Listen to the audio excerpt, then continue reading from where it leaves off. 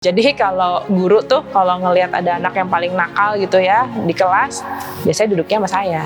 Welcome to the real world. Nah, di sana saya dapat banyak hadiah. Hadiahnya apa? Sakit tipes, sakit lever, ya kan? Lumayan tuh. Mungkin gara-gara itu kali ya, pas anaknya udah lahir, sehat walafiat, cowok pula, aku kena autoimun. Di situ membuat aku jadinya mikir lagi. Nih kalau udah kerjain Chronicles waktu itu ya video, terus aku begini nih gimana ya gitu. Kayaknya aku harus berobat bolak-balik kan. Akhirnya aku berobat gitu ke Singapura lah, berobat mana-mana untuk autoimunnya. Nah sampai 2014 aku ketemu sama satu produk yang gak sengaja juga. Karena saya akhirnya bilang iya. Tadinya dia ngomong, ini untuk skoliosis bagus kan, mereka tahu aku udah skoliosis. Oke lah, kalau skoliosis saya pakai mungkin masih bisa. Tapi saya nggak kepikir bahwa autoimun itu terbantu. Nah akhirnya di 2014 itu saya nyoba produknya, akhirnya malah jadi keterusan. Akhirnya selama 6 tahun aku jalanin produk itu. Di sana saya lumayan banyak wanita-wanita yang tadinya sakit, akhirnya membaik gitu kan. Lewat testimoni aku juga mereka terbantu. Nah, dan pada saat itu saya juga mikir, oh ini emang udah jalan Tuhan lah, kayak gue emang kesini. Di saat gue udah nggak tahu mau bisnis apa ya, gitu kan, kayak nggak tahu gitu, kayak ya aku adalah ngalamin kayak mau bisnis apa ya, bingung mau kerja apa atau apa gitu kan, apalagi sakit ya kan. Nah akhirnya saya di sana sehat banget tuh. Sehat banget gitu. Jadi sampai my mom wanti-wanti sama partner aku yang di MLM itu ngomongnya gini, awas ya Yul, jangan sampai anak gua sakit ya, ngikut-ngikut dari pagi sampai malam gitu. Ya karena bisnisnya udah jalan gitu loh, dari awalnya 1, 2, 3 orang sampai akhirnya jalan kayak gitu. Aku juga ya bersyukur ya, mungkin Tuhan mau pada saat itu aku di sana gitu loh. Lumayan di sana juga sampai top sales, achievement gitu ya, nggak main-main gitu ya. Maksudnya saya bener-bener terbilang sukses lah. Sampai Desember 2019, nah Tuhan personally ngomong sama aku. Di situ pada saat aku lagi pelayanan, ngajar ke gereja, kan saya kan juga ngajar komunikasi di gereja-gereja suka diundang. Nah pada saat itu, di tempat lain udah mulai COVID. Nah Jakarta kan belum masuk. Pada saat itu aku lagi ngajar, aku tiba-tiba Tuhan ngomong gini, kamu tahun depan pelayanan. Kemudian memang aku lagi pelayanan tuh, ya kan, tahun depan pelayanan. Terus aku mikir dong, Tuhan, aku punya grup tuh gede banget loh. Tahu ya kalau multi level marketing itu tuh kalau udah punya grup tuh gede banget ya, dan mereka punya tim-tim tuh banyak sekali. Itu gimana gitu kan? Terus aku tapi satu sisi gini, ini bukan pikiran gue kan ya. Mungkin satu titik ada orang, oh lu mungkin lagi lelah kali, tiba-tiba keluar begitu, excuse kan. Terus aku challenge, maksudnya kalau emang ini dari Tuhan yang bukain jalan, aku tinggal ngikut aja. Jadi aku yakin Tuhan akan sediain semuanya. Nah, doa dong. Nah baiknya Tuhan kasih aku pergi dulu, sempat ke Amerika dulu, terus sempat pelayanan lagi ke Singapura, pelayanan gitu diundang gereja, balik masih sempat honeymoon pula ke Paris waktu itu. Begitu balik 2 minggu kemudian COVID di Jakarta. Nah panik dong, semua orang pasti panik ya. Apa namanya si Iskok itu juga bingung gitu, kayak mau gimana nih? Apa namanya? Karena kan biasa ketemu orang gitu kan, ngukur-ngukur tiba-tiba freeze, nggak bisa. Di saat mereka lagi bingung, bener-bener Tuhan tuh ngasih aku lain gitu. Tuhan memang nyuruh aku kayak do something gitu. Nah kebetulan karena aku dulu belajar aromaterapi juga, jadi di produknya si Swok tuh kan banyak banget ya. Ada aromaterapi, ada pakaian dalam seperti itu, terus ada juga yang buat muka, banyak deh. Nah di sana aku ada belajar tentang aromaterapi. Nah kebetulan saat itu tuh aku udah beli banyak botol kosong sebenarnya. Ceritanya mau ngajarin, ceritanya nih alkohol apa sih udah beli nih. Keburu COVID, nggak sempat diajarin. Akhirnya saya tahu pada saat itu krisis sanitizer. Pada saat krisis sanitizer, aku cuma ngeliat, di rumah banyak botol nih, nganggur. Ya kan orang butuh. Ya udah, aku bikinin, aku kasih free aja. Karena aku kan belajar gimana cara bikin. Akhirnya waktu itu udah langsung spontan bikinin sanitizer segala macem. Terus dari sanitizer itu akhirnya nolong lumayan banyak orang. Kemudian satu teman aku ngomong gini, Liz, lu mau nggak bantuin rumah sakit Persahabatan? Waktu itu tuh mereka butuh banget baju APD. Ya, dan dulu kan kalau sakit paru-paru kalau nggak salah pada dilemparnya ke sana semua ya, COVID tuh semua ke sana dulu kan.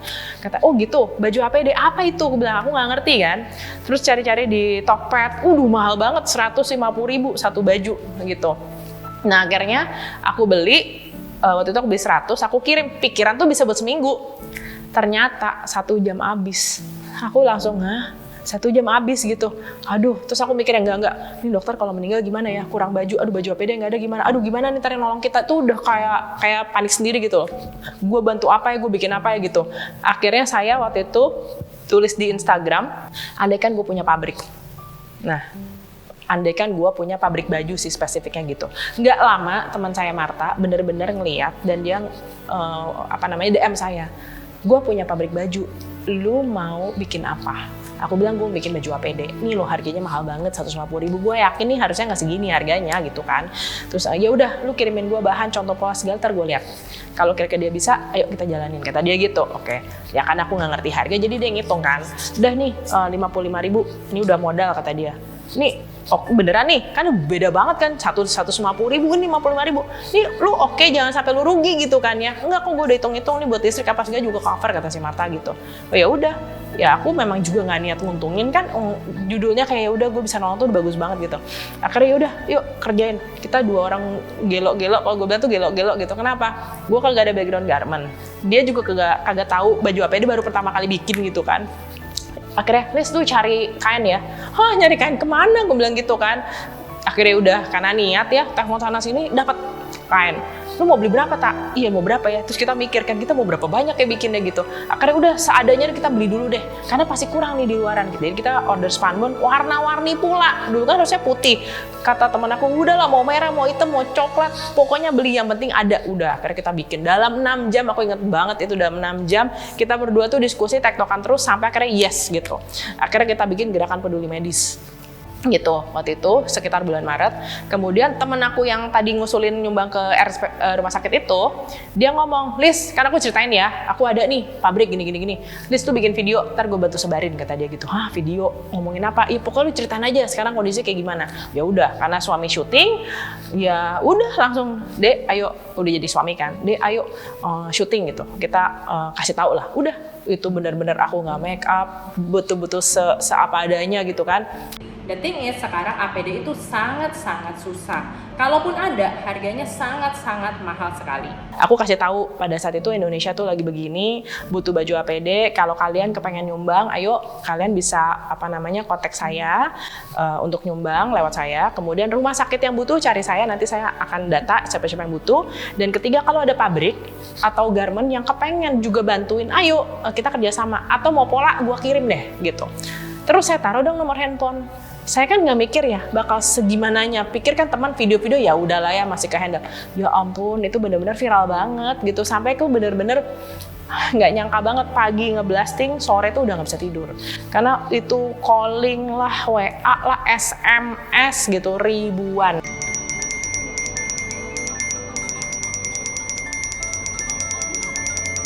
Jadi bener-bener kita kaget, sekaget-kagetnya, emak ini pabrik cuma 1 yang minta segitu banyak. Dalam ribuan itu banyak pabrik juga yang mau kerjasama.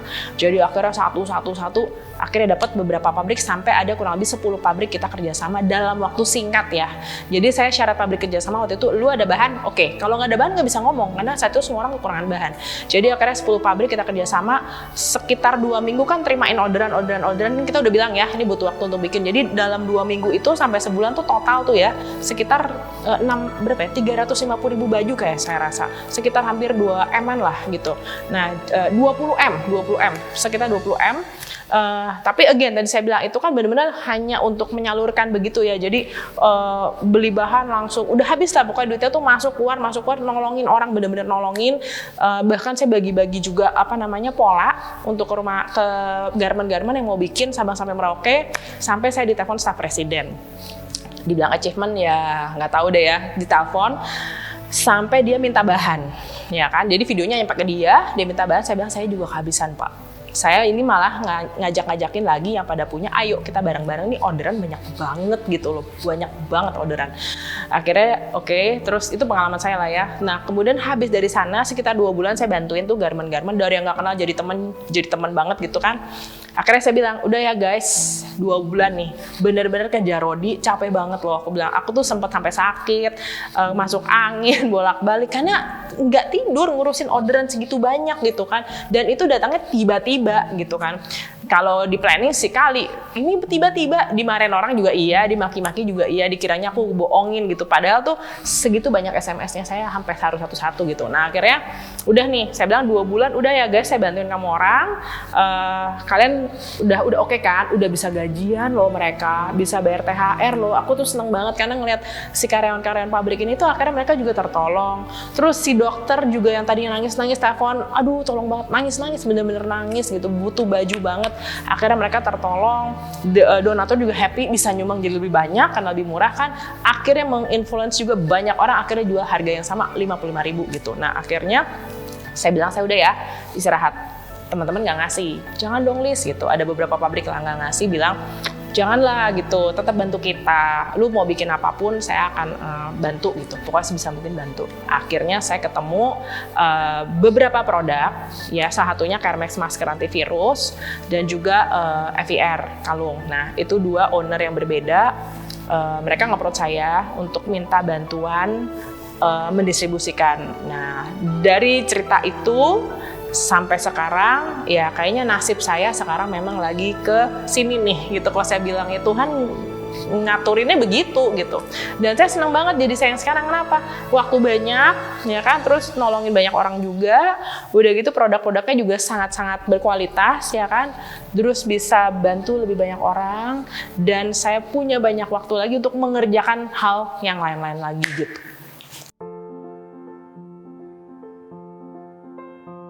Oke, saya tuh pernah mendoakan hal itu sebenarnya, kayak setiap orang dilahirkan pasti ada tujuan hidup masing-masing. Ya, ada yang jadi artis, ada yang jadi banker, atau jadi apa. Nah, gue tuh jadi apa sih Tuhan? Aku beneran nanya berkali-kali, kenapa? Aku bisa musik, ya. Apa Tuhan mau aku jadi pemusik ya? Nah, gitu. Aku bisa ngomong-ngomong, apa aku jadi presenter ya gitu.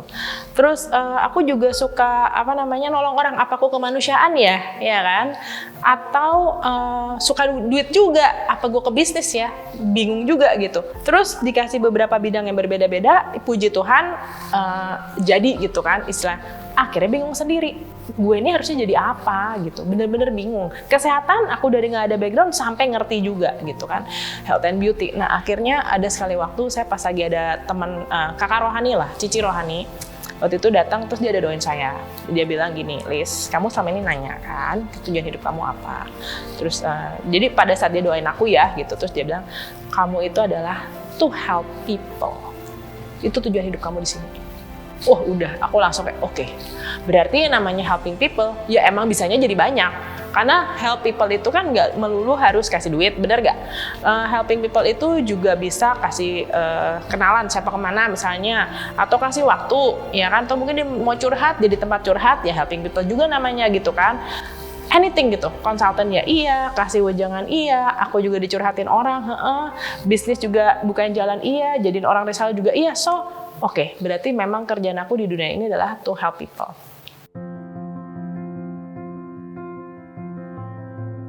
Oke, sebenarnya ayah saya itu adalah salah satu CEO bank, ya, bank swasta terbesar di Indonesia. Bagaimana dan gimana sih gitu?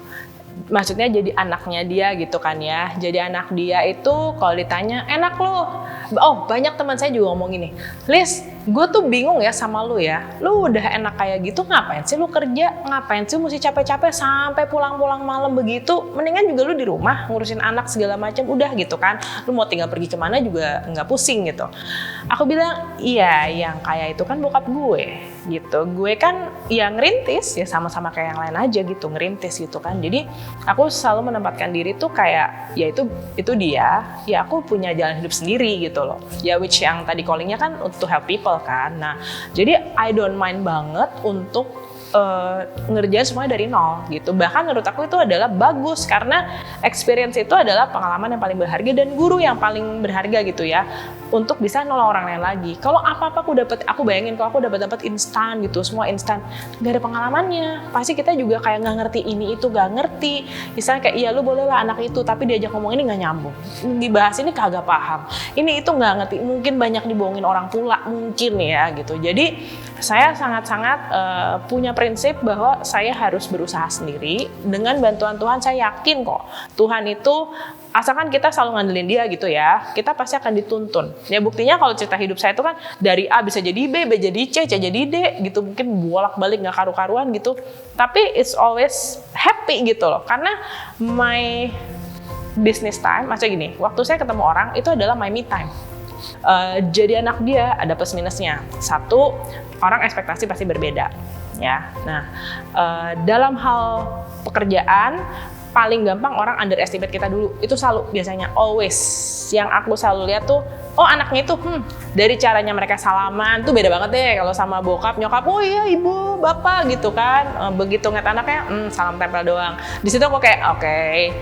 It's okay Liz gitu, lu nggak usah sedih, lu nggak usah sensitif, nggak apa-apa gitu. It's okay kok mereka ngeliat kamu kayak gitu karena itu commonnya emang orang kayak begitu katanya. Jadi aku juga kayak oke, it's okay, nggak sakit hati, nggak apa gitu. Nah, tapi kalau misalnya begitu mereka mulai tahu, oh ternyata si Liz bisa ini ya, ada ini ada itu ya, baru mereka amazed gitu bahwa kayak oh ternyata anak yang satu ini agak beda nih dibanding orang yang mereka biasanya kenal gitu ya. Nah di situ saya bersyukur bahwa at least dengan kehadiran saya itu jangan buat orang susah, yang ada membuat orang itu terbantu gitu. Proven itu sudah masalah apa saja, ya award lumayan banyak, kayak Top Sales Asia 3 tahun berturut-turut, ya kan. Terus udah gitu saya juga mencapai, kalau penjualan tuh biasanya lumayan meledak-meledak sih setiap kali gitu. Kayak misalnya waktu itu Kartunata sampai 1000-an, terus FVR ini juga sampai ya ribuan juga, kemudian Kermex lah segala macam gitu. Jadi kita sampai FVR kita top 2 in the world. Penjualan terbesar di dunia, nomor 2 ranking. Apa yang Tuhan percayakan benar-benar saya betul-betul kerjain bagus-bagus ya, baik-baik, sehingga ya kalau dapat achievement menurut saya ya nggak heran gitu. Bukannya kayak oh pasti ya nggak, tetap harus usaha gitu. Ada juga struggle, saya juga lagi struggle bisnis yang lain gitu ya. Kayak sekarang kan saya ada Sushimu lah, saya ada Siaga First Aider, saya juga ada sorghum lagi masuk usaha itu juga. Ada challenge-challenge-nya juga, tapi disitulah menurut saya kerajinan kita dan keseriusan kita tuh diuji gitu, bahwa kamu ngandelin manusia atau Tuhan. It as simple as that sih sebenarnya.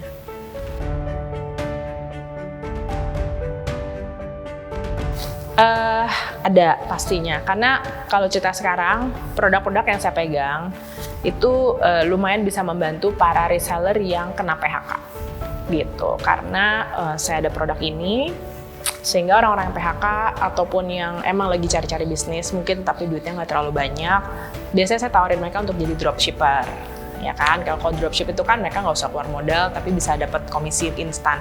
Tapi saya juga seleksi gitu, nggak semuanya saya yain juga gitu kan. Saya lihat komitmennya, saya lihat kerajinannya.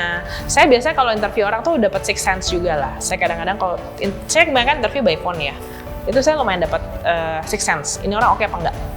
Jadi waktu saya kalau ngomong sama orang, kadang-kadang orang itu diem aja, saya mungkin langsung dapat firasat bahwa oke, orang ini bisa, ini nggak bisa. Itu walaupun abis itu saya harus tanya lagi, pas ngomong 1, 2, 3 kata, ya bener kan gitu. Jadi kayak konfirmasi juga tetap, nggak cuma main asal-asal lihat, ini pasti kayak cenayang gitu, ya nggak juga. Cuman ya mungkin karena terlalu sering banyak ketemu orang juga kali ya. Jadi kita akhirnya, dan saya kan emang dunia komunikasi, ngajar penampilan segala macam, jadi ya mungkin udah jadi kayak terasah gitu loh ilmunya, skillnya gitu.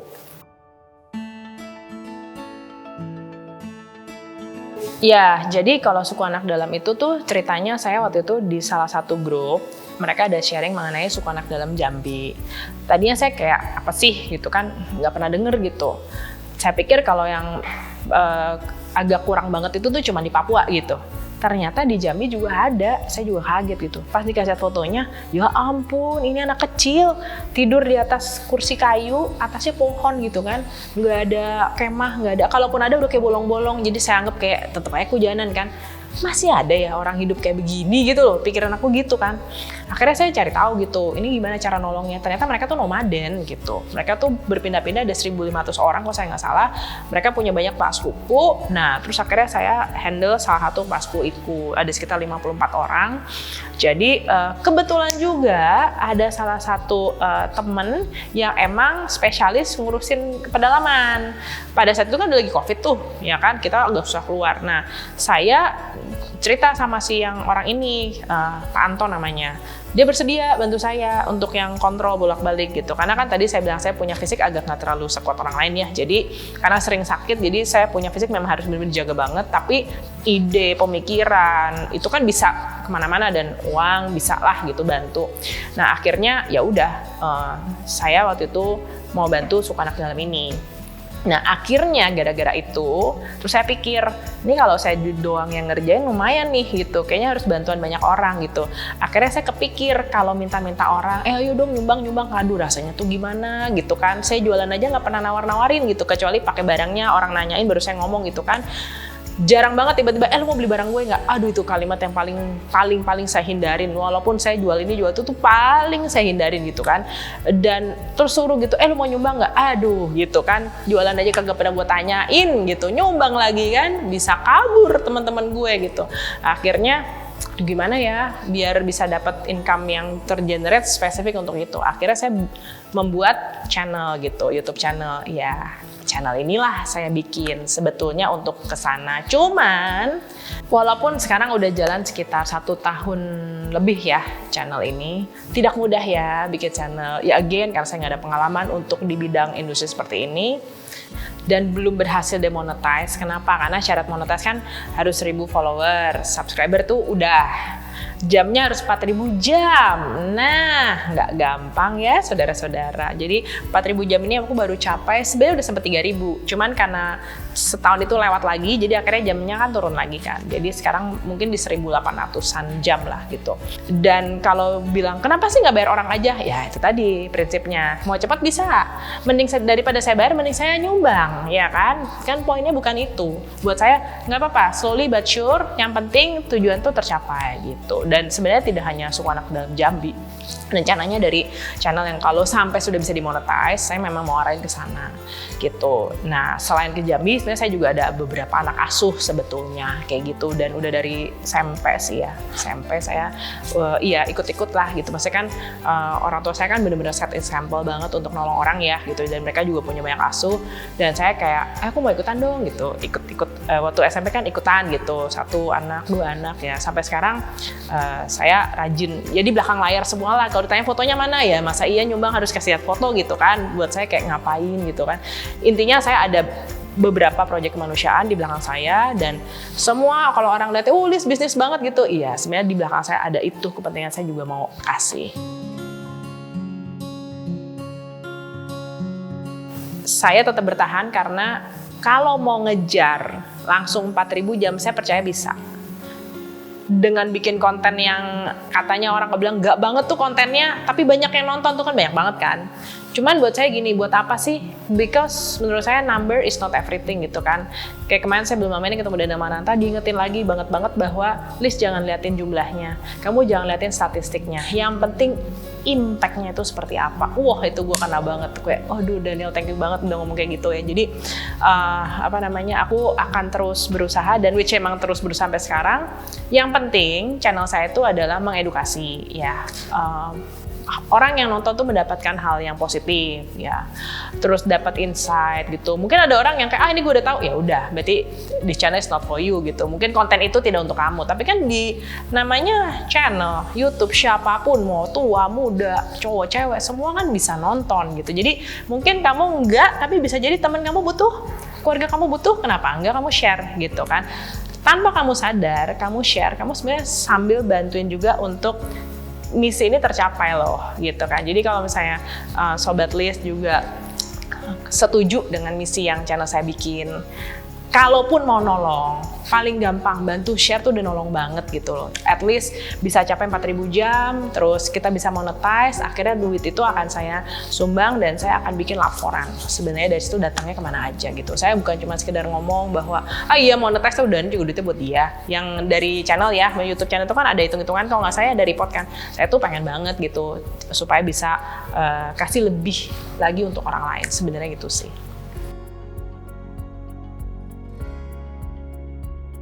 Kebetulan saya ada masuk ke sebuah komunitas pengusaha, namanya Business Network International. Ini adalah sebuah komunitas yang menurut saya sangat positif. Jadi di dalam sini setiap satu chapter itu ada sekitar 70 pengusaha dengan berbeda-beda, bidangnya nggak boleh ada yang sama. Jadi saya lagi kepikir gimana ya cara nolongin 70-nya gitu. Kalaupun nolong tuh semuanya, jangan tanggung-tanggung gitu kan. Nah ke depan rencana saya akan bikin sebuah beberapa proyek yang lagi ongoing, saya akan bikin bersama-sama dengan teman-teman yang ada di komunitas.